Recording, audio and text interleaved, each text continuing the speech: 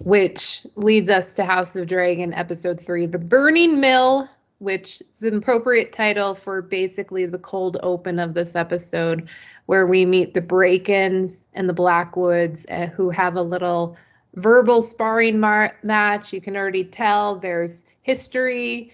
You can tell there's distaste and rivalry. And then you flash forward to everyone's dead.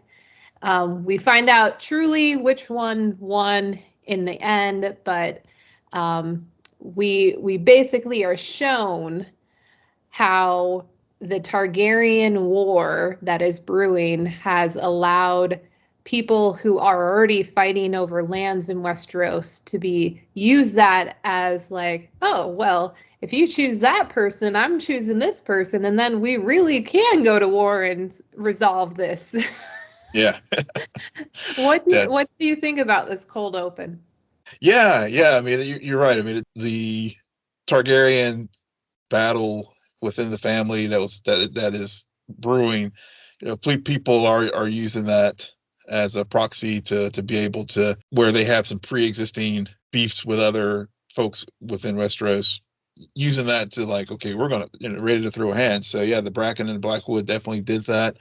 But also, I think the cold open really just we've had a lot of build up as far as the first 2 episodes this season, sort of setting all the chess pieces and stuff as far as Team Green and Team Black, and we've had some of the common folk, the small folk, also, and now we're starting to see some of the other belligerents who will be siding with with Team Green or Team Black in the whenever we had this open, and so it really gets to something that Rhaenys was really getting to in this episode, as far as some people just want to fight. It's just, well, yeah. Is it some people or is it men? Men want to fight. Yeah. I mean, and because whenever you see that cold open, whenever the Blackwood and the Bracken are there, I mean, it's very, really just a trivial thing about who moved the rocks. I mean, they were just looking for an excuse, and so these folks were like, oh yeah, we're ready to throw hands. So are you the kinslayer, or are you or are you with the true king, the true king? And so they just like ready to go. And so I really like that. I really like that, so I really thought that really just sort of set the stage, because this episode really was, for me, it seemed like a real transition to getting us what the season is about, which is the Dance of the Dragons. Well, yes and no. I would agree with you partially. I mean, yeah, and I think next episode is actually called The Dance of Dragons, but I could be wrong. Yeah. I don't know if I would 100. I guess my thing is that, to go back to your point about Rhaenys and what she says, and the fact that all of Rhaenyra's council were men, except for her, and who were all saying, like, you need to go in hiding, Queen. Like, we can rule in your stead, and we will fight for your honor and glory and all of this. Like, that's what a man in this society knows and does. Like, and you see that play out through most, or pretty much all, of the male characters. And what was interesting about this episode is it was a culmination of a lot of the things that we've talked about in the past with the show, that they've done a very good job of making female characters very central in the plot. They all have varying degrees of power, but it's still a patriarchy. And even though they are central characters and they have power, they also don't. And so you're fighting with that, because you also see these male characters who also have varying degrees of power, but because they're male and in certain positions, they arguably have more than the female characters, and they're not central characters arguably. Like it's very interesting, and I especially like how they tie it all the way back in the ending scene to how we were introduced to this world with the first episode, where we get our first horrible birth scene. Birth scene down, Ron. But also we get that moment that stood out to me between Rhaenyra and her mom, who even talk about it, who says, like, yeah, the men are out there waving their swords around, trying to get glory, whatever that means, fighting on the battlefield. Our battlefield is here. Like, we have to survive giving birth in a time where, like, current medicine is not available. so I like and I appreciate how they kind of took an episode to remind the viewer of that thesis statement that they presented all the way back at the beginning. Yeah. That's a very, very good point, a very good callback to tie things together from the very first episode to now. And also, as I was watching this episode, I did think about our conversations about the power of women in Westeros, and also how they can flex it, but also how it's sometimes ignored, and we see that play out with both councils of Team Green and Team Black,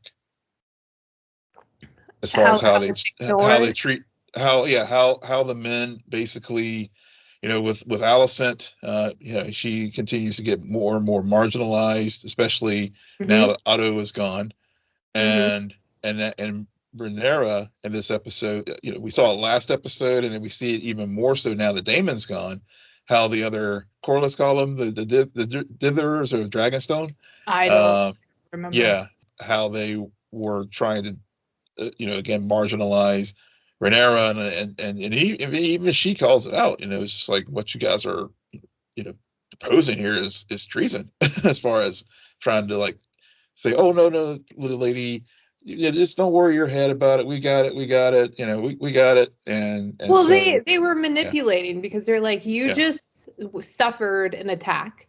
And so now the correct thing, because I want to remove you from the situation, is to use that to try to manipulate you to go into hiding. Now, I did appreciate how she kind of met them halfway, where she's like, you know what, that's not a bad idea. I'm going to take my offspring and send them away. Which, thank God, because I've been thinking the whole time, I'm like, Rhaenyra, you just lost a son. Don't lose more. Don't lose babies away.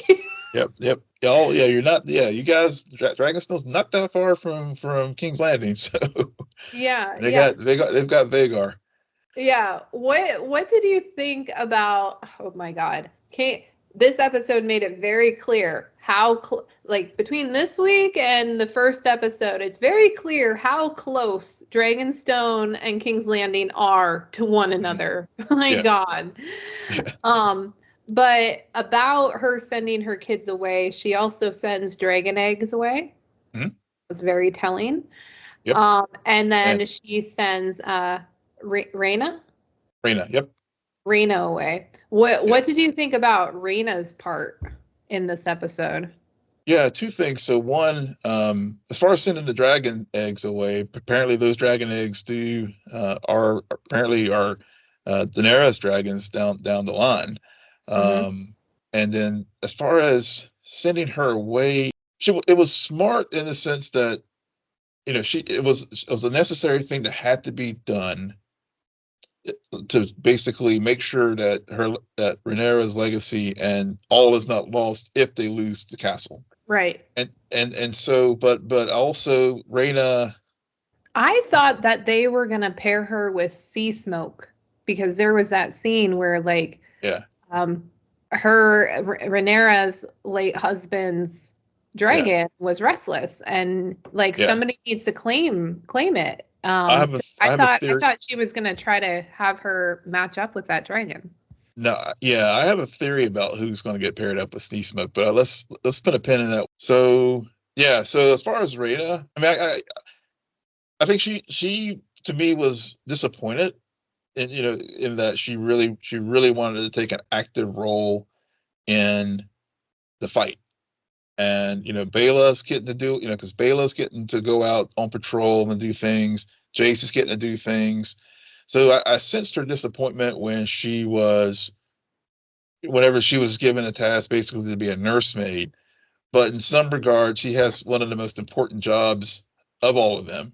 Instead of just being one more family member who could be, basically personnel and cannon fodder for the war effort, she has the important duty of making sure that whatever happens, regardless of how many people survive or how many people die in this, she's got to make sure that the kids and the eggs will survive to continue the Black team Targaryen line. So So to me, it was even though she was disappointed, I think especially when Baela and her talked, I think she realized on some level, okay, I do have one of the most important missions here. Even though I'm not picking up a sword, I am doing something very critical for this effort.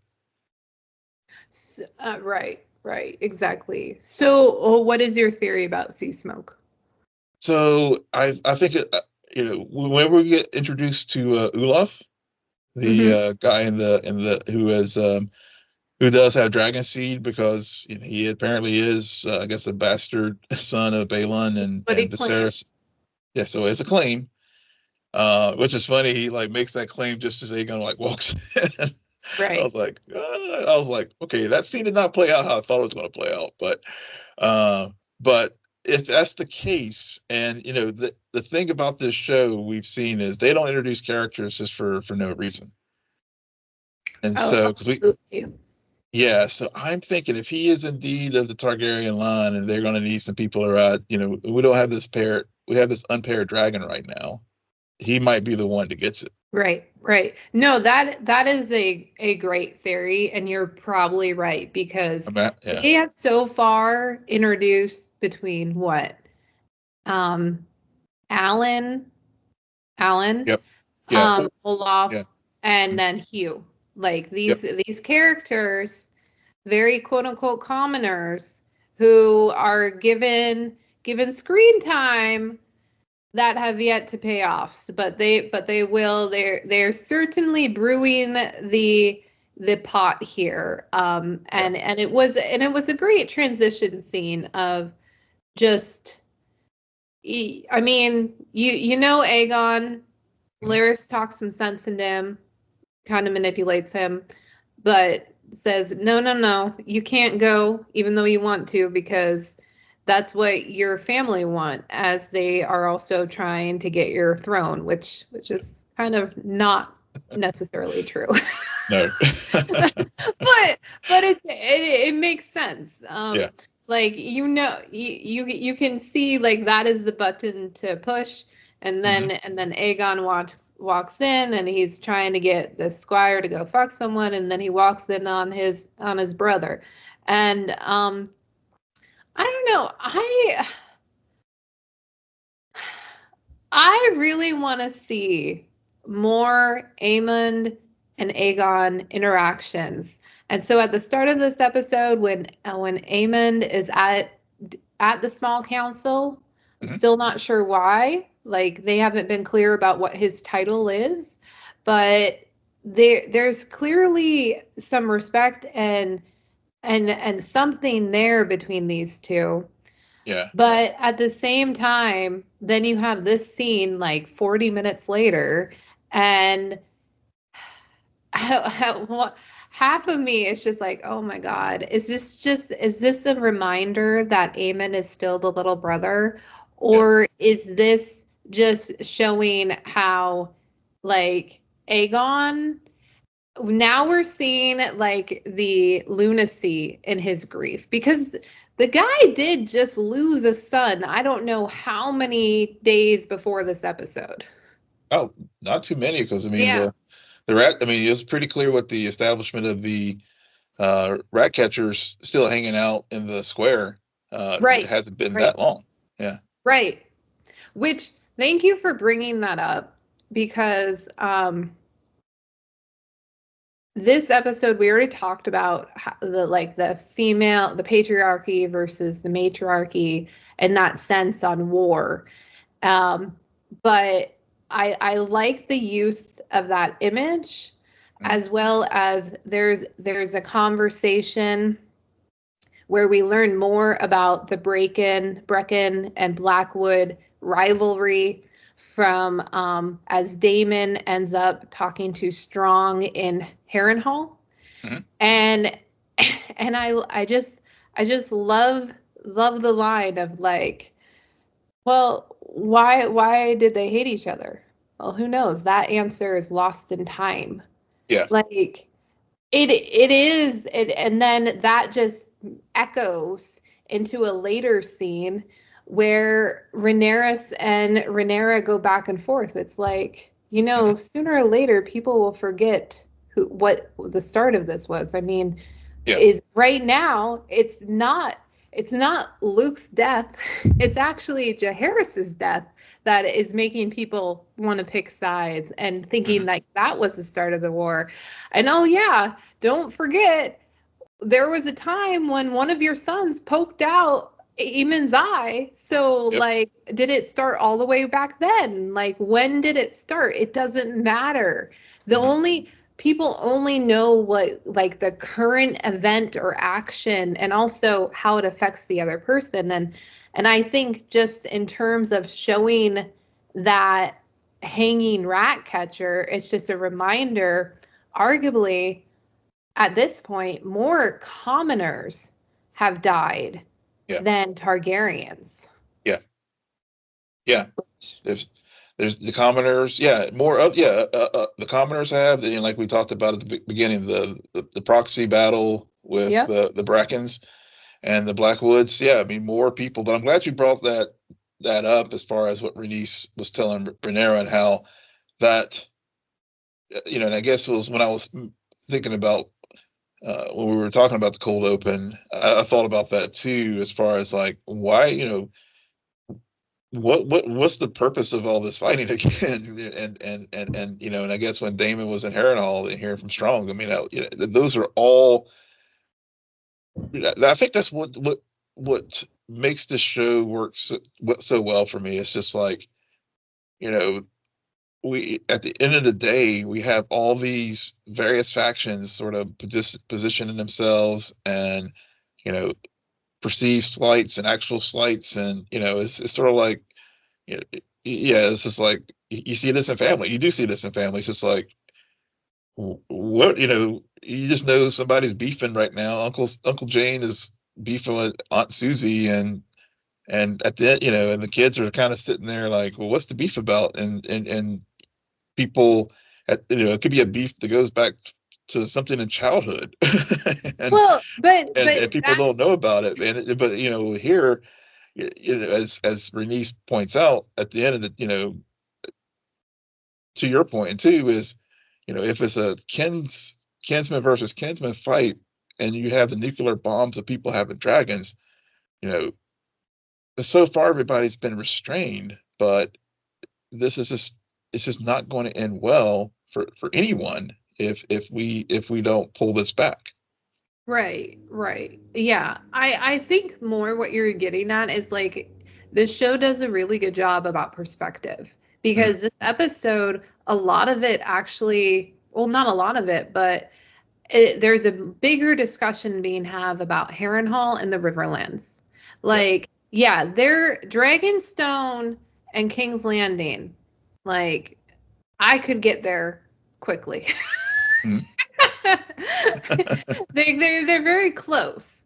And then you have this divided family who are fighting each other, or not even currently fighting, just preparing for war, inevitably.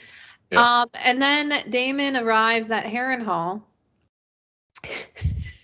which abandoned for the most part. Yeah, Come yeah. harass people. It's like, and the guy's like, oh, what's going on in King's Landing? Who cares?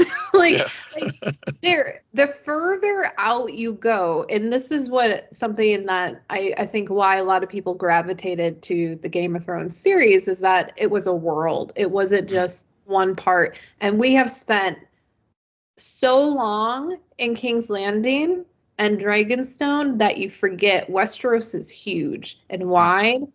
And there are people who, yes, are they affected by the political drama between the Targaryens? Absolutely. But at the same time, it's just like in that opening episode when we were at the wall in the north, it's like, I got other things to do.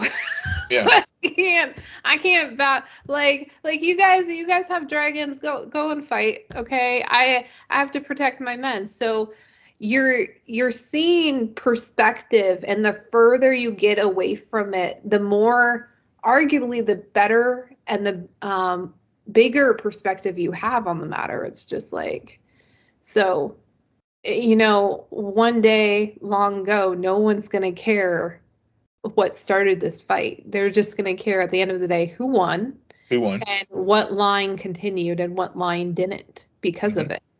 Yep. And unfortunately, along the way, other people's lines totally get taken out too, just because like when you go to war, it's armies, it's people fighting. So yeah.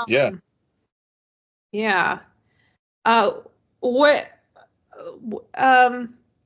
Harrenhal, we also see Damon have a vision of sorts where we see the lovely young Rhaenyra sewing on Jaehaerys's neck, yeah. Jaehaerys's head. Yeah.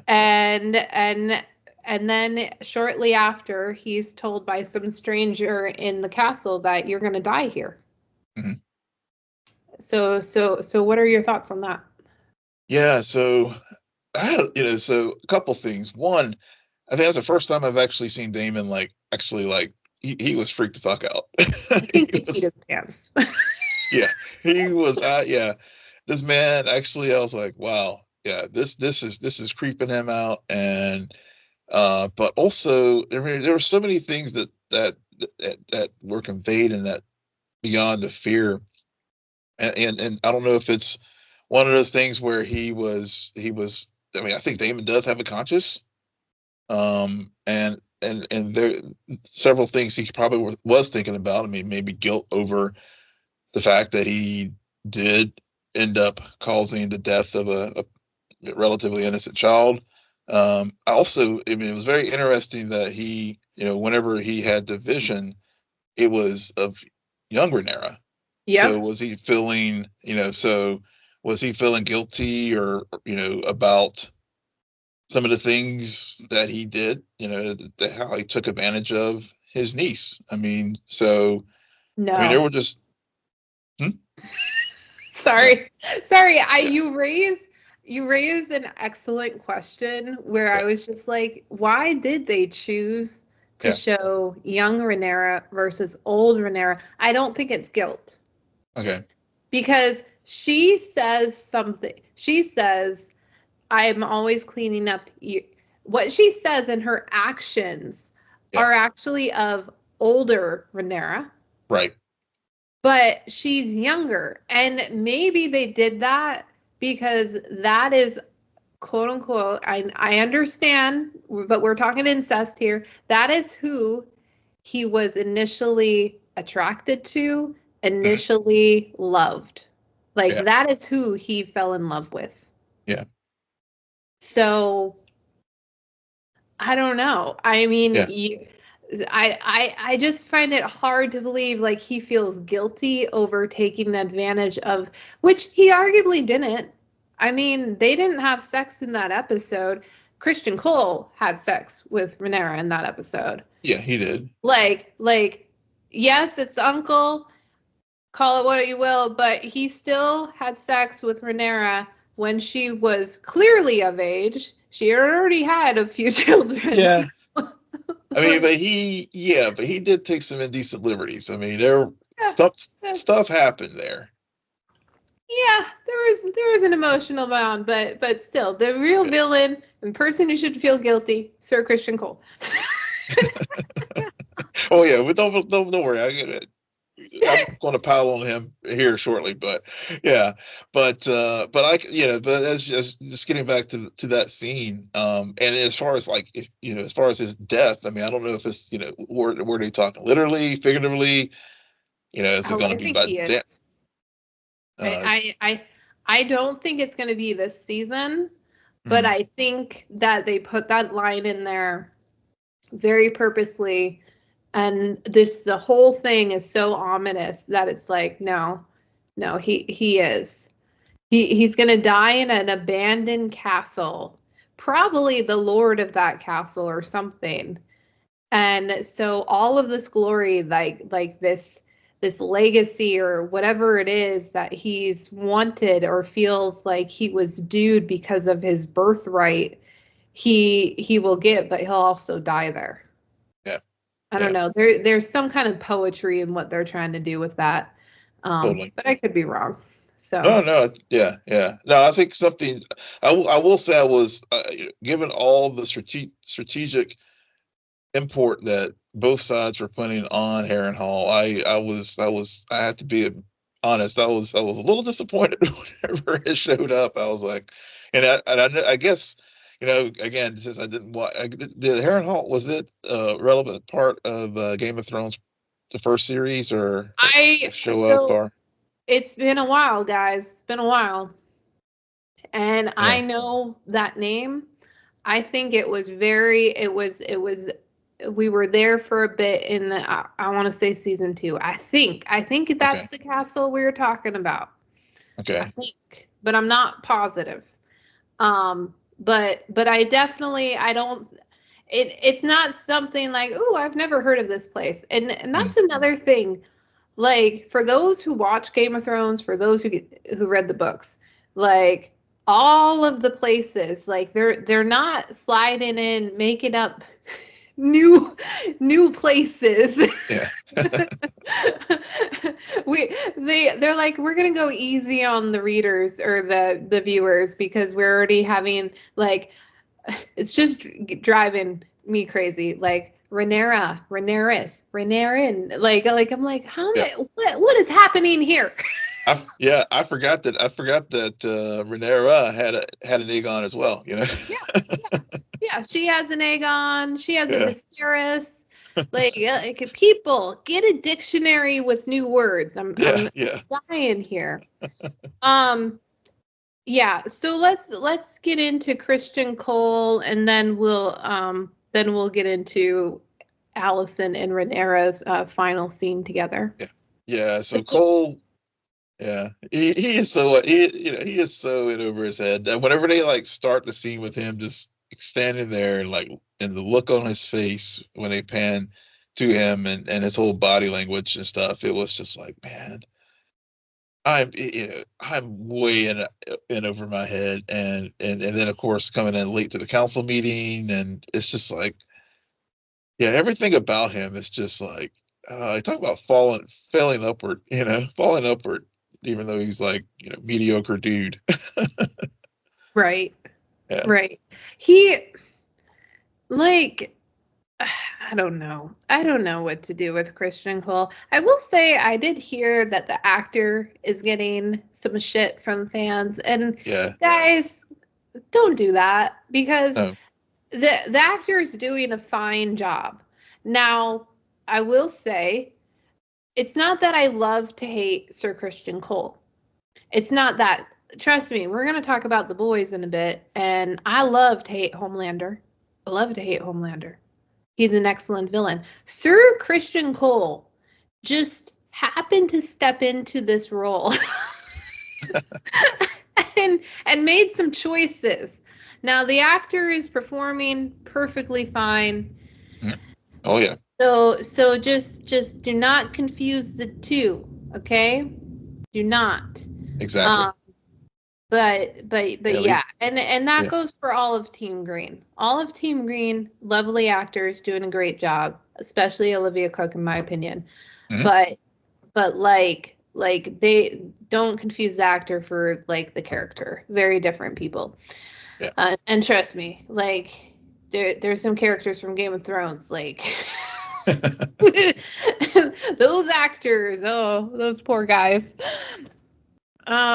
But yeah, like whatever. He's off with trying to do another scheme to go get to Harrenhal, which I'm excited for because I want Damon to like beat him a little bit. Mhm. And he's being escorted of sorts by Alicent's brother, Yeah. who between Alicent's brother and Alicent's son that we never saw. The only like rewind 5 minutes when I say they're not throwing some random stuff in terms of the high towers, there's a bit of like family tree that I'm just not tracking. But yeah, this all is funny. Yeah, the tension between Alicent and Sir Christian whenever her brother showed up and all, he was asking for a blessing and she gives him her little claw from her breast and all. It's just like, oh, that's like, man, talk about like either one, they're like having an icy breakup, or two, it's too bad that they were like both thinking, damn, it's too bad we're here in the middle of the square so we can't get it on. Oh, it's definitely not icy breakup. Those two are continuing to fuck. They will. Yeah. Yeah. They're definitely still doing that. Yeah. That attention was just All the so, while he carries a torch for Rhaenyra that I will yeah, never understand. But yeah. speaking about Rhaenyra and Alicent, so in this episode, it had to happen. Hmm. Am I? It's a little bittersweet because on one hand I'm like, this is the second time we've had someone from Team Black sneak into King's Landing. And it's, guys, like, come on. And some people I've heard have been like, yeah, but the tension of it all and her dressing up, and I was like, what? You really think they're gonna kill Rhaenyra in the like this random episode? Like, no, there's no way. So it just like I didn't like that. Now the scene itself. Mm. All that being said, the circumstances, not my cup of tea. Arguably, very very flimsy on plot there and rules, but the scene itself between Rhaenyra and Alicent, I love their chemistry because it took Hmm. me right back to season one, and arguably, it took me to young Alicent and Rhaenyra, Yeah. where there was just something about their mannerisms changed, the way they talk to one another. You're like, yes, Hmm. clearly history, clearly friendship, yet also a lot of baggage. Yeah. Yeah. And it was just it was great. I love how it played out in terms of like like going back through all of the wrongs and then also concluding with like Rhaenyra finally hearing from Alicent what the words, and more than one word, he didn't just say Aegon, what the words were that Viserys said on his deathbed and in his final moments.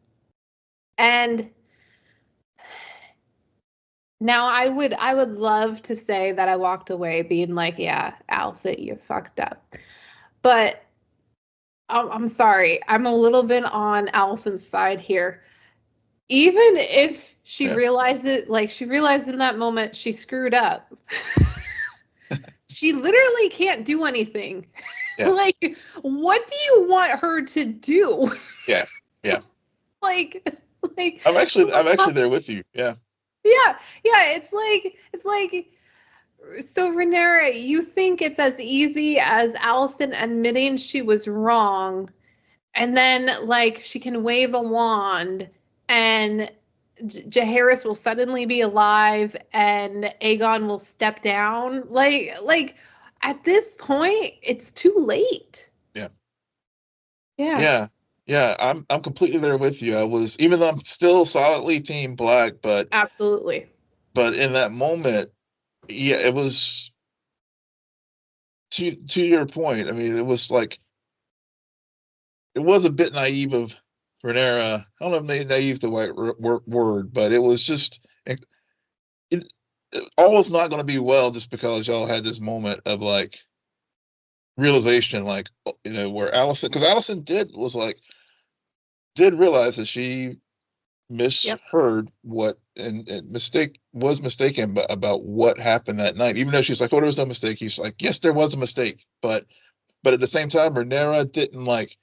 There was nothing there that she offered to like make this right, or make this mistake Right. be, It wasn't like, pull back. Yeah. it wasn't like, here's what you did wrong and here's how we fix this. Yeah. And so, I mean, I'm gonna call a spade, but technically this was Rhaenyra's idea. Mm-hmm. And so idea? Yeah. Rhaenyra, you better go back to Rhaenyra and be like, why did you send me there? Like, we couldn't do anything. Like the women and their strategies and their political thinking, they're very smart. However, there was just this flaw here where it's like, yeah, even if you two talk and suddenly hug, like, you can't erase everything that's happened, and neither of you have power to change it. Like what done, like it is a bit heartbreaking when you have that as a viewer, which is interesting, that it was great to see these two, and finally, like, the truth is revealed and Alicent sees what she did wrong in that moment, but there's nothing to be done now. Mm-hmm. Like, it you can't change it, and you certainly can't change anything that has transpired since then. Yeah.